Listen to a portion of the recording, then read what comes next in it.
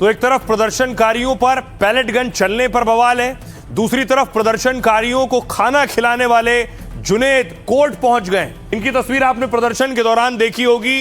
बिरयानी खिलाकर जुनैद मुश्किल में फंस गए। बुलडोज घर बुलडोज नहीं आप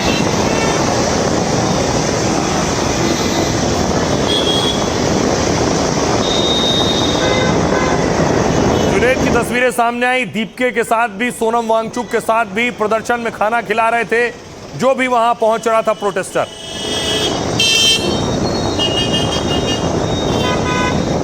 और ऐसे बहुत से वीडियो उन्होंने बनाए। बहुत से लोग कहते हैं उनका पॉलिटिकल कनेक्शन भी है, लेकिन सच जुनैद ही बता सकते हैं। अब देखिए जरा कोर्ट क्यों पहुंचे। जंतर मंतर आंदोलन से मोहम्मद जुनैद सुर्खियों में।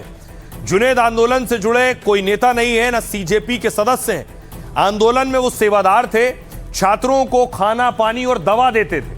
आरोप है कि 36 दिन तक वो लगातार बिरयानी बांटते रहे, लेकिन खबर है यही बिरयानी अब उन्हें महंगी पड़ रही है। और राहत के लिए जुनैद ने सुप्रीम कोर्ट का दरवाजा खटखटाया है। कहा पुलिस मुझे और मेरे परिवार को बार बार परेशान कर रही है। 2 दिन पहले पुलिस ने मुझे जंतर मंतर के पास से उठा लिया, गैर कानूनी तरीके से हिरासत में लिया, मेरे मोबाइल फोन की जांच की। पुलिस ने पूछा फंड कहां से मिल रहा है और इतना सारा खाना कैसे बांट रहे हो। पुलिस मुझे जबरन देहरादून रोड पर ले गई और फिर वहीं छोड़ दिया। जबकि यूपी पुलिस ने ऐसे सभी आरोपों का खंडन किया है। कहा हमने जुनैद या उसके रिश्तेदारों पर कोई कार्रवाई नहीं की। जंतर मंतर पर खाना बांटने वाले जुनैद गाजियाबाद के रहने वाले हैं। एलएलबी कर चुके जुनैद का परिवार खेतीबाड़ी और कई दुकान चलाता है। जुनैद का परिवार करीब 15 भैंसों की एक डेयरी भी चलाता है। समाज सेवा के काम में कई पड़ोसी रिश्तेदार भी उनका साथ देते हैं। सुनिए जुनैद पर क्या कह रहे हैं सियासतदान। हम लोग साथ खड़े हैं, राहुल जी आपके साथ खड़े हैं, पूरा अपोजिशन आपके साथ खड़ा है। डोंट वरी, बिल्कुल डरिएगा मत। जुनैद के साथ हम सारे लोग खड़े हैं। देश का हर मनपसंद इंसान जुनैद के साथ खड़ा है और जुनैद आप पर हमें फख्र है भाई। आप बिल्कुल डरिए मत, परेशान मत होइए। आपने जो किया है इसको सदियों तक याद किया जाएगा। एक तो ऐसा है कि जो मोबाइल रिपेयरिंग का काम करता है उसने 10-10 लाख रुपया पर डे का खाना भिजवाया, तो कहाँ से फंडिंग हो रहा है? कुछ न कुछ तो है ही है, इसलिए ये उनका सवाल वाजिब भी है, उसकी जांच होनी चाहिए। हम डिमांड करते हैं कि हमारे एक साथी मोहम्मद जुनैद, जिनके पूरे फैमिली को हरास किया जा रहा है सिर्फ इसलिए क्योंकि वो इस प्रोटेस्ट में शामिल थे, उनके परिवार का हरासमेंट बंद हो। हम सॉलिडारिटी देते हैं साथी जुनैद को और उनके संघर्ष में हम रहेंगे लीगल रूप से, शारीरिक रूप से, जब तक ये हरासमेंट खत्म नहीं होता है।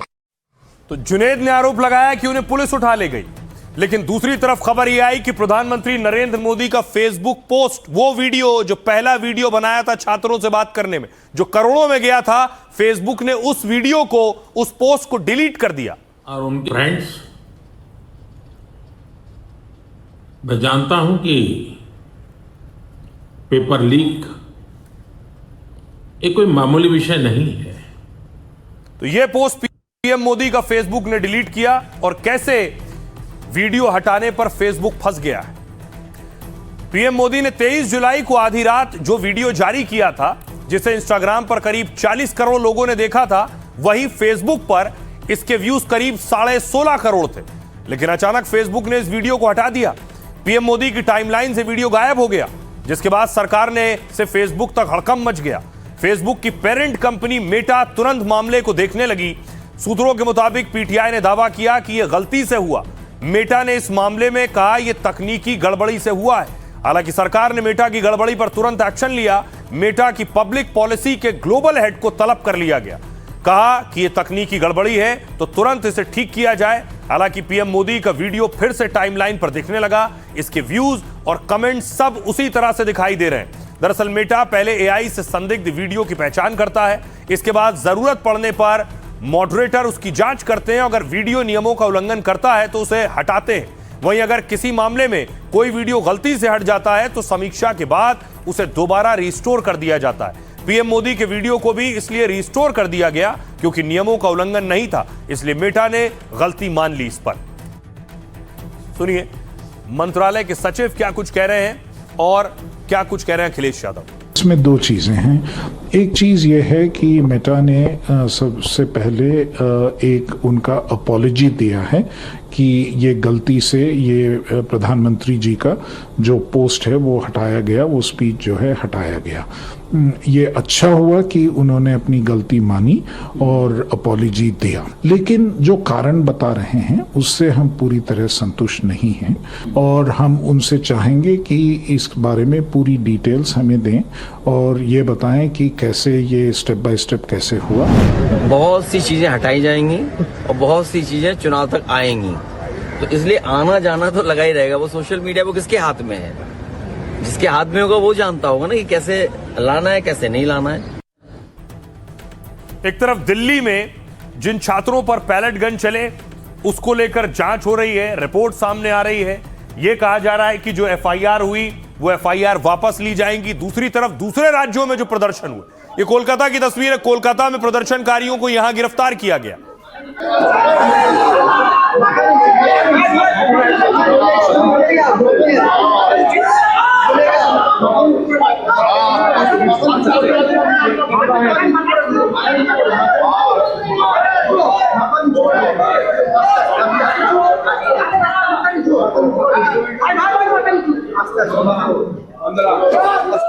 तो कोलकाता की तरह ही बिहार में भी प्रदर्शन करने वालों को गिरफ्तार किया गया था, लेकिन यह कहा गया है कि सभी को छोड़ दिया जाए।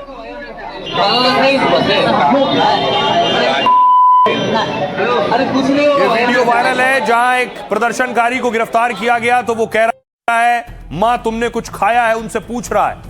देखिए जरा अब क्या होगा। बिहार में आंदोलन में शामिल प्रदर्शनकारियों पर कार्रवाई नहीं होगी, साथ ही प्रदर्शन से जुड़े सभी मामले भी पुलिस वापस लेगी।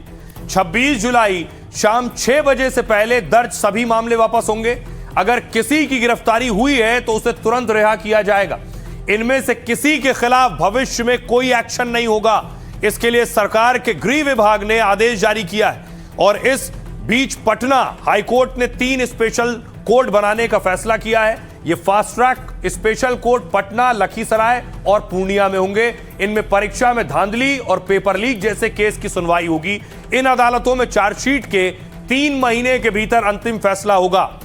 असम में देखिए, असम सरकार ने भी आंदोलनकारी छात्रों को राहत दी है। प्रदर्शन में शामिल होने वालों के खिलाफ कोई एक्शन नहीं होगा। यहां विरोध प्रदर्शन के दौरान 13 लोगों को गिरफ्तार किया गया, अब उन्हें रिहा किया जाएगा और आगे भी कोई कार्रवाई नहीं होगी। महाराष्ट्र में भी प्रदर्शनकारी छात्रों से केस वापस लिया जाएगा। सूत्रों के मुताबिक मुख्यमंत्री ने गृह विभाग को निर्देश जारी किया है और महाराष्ट्र का गृह विभाग जल्द ही इस बारे में फैसला ले सकता है। केंद्र सरकार ने सीजेपी को छात्रों पर दर्ज केस वापस लेने का भरोसा दिया है। महाराष्ट्र में पेपर लीक मामलों के लिए 2 फास्ट ट्रैक कोर्ट भी बने हैं। हाईकोर्ट के आदेश से स्पेशल कोर्ट औरंगाबाद और नागपुर में बना है। सुनिए क्या कुछ कह रहे हैं वकील और छात्र। पत्र प्राप्त होते ही मैंने उचित कार्रवाई करते हुए संबंधित 27 मुकदमों में के वापसी के लिए मैंने आवेदन सभी संबंधित न्यायालयों में समर्पित कर दिया है, जिसपे आदेश आना बाकी है। कुछ में आदेश आज आया है और कुछ में चूंकि की समय अभाव के कारण आदेश नहीं आ पाया और निश्चित रूप से कल सभी पर आदेश आ जाएगा और सभी की रिहाई हो जाएगी।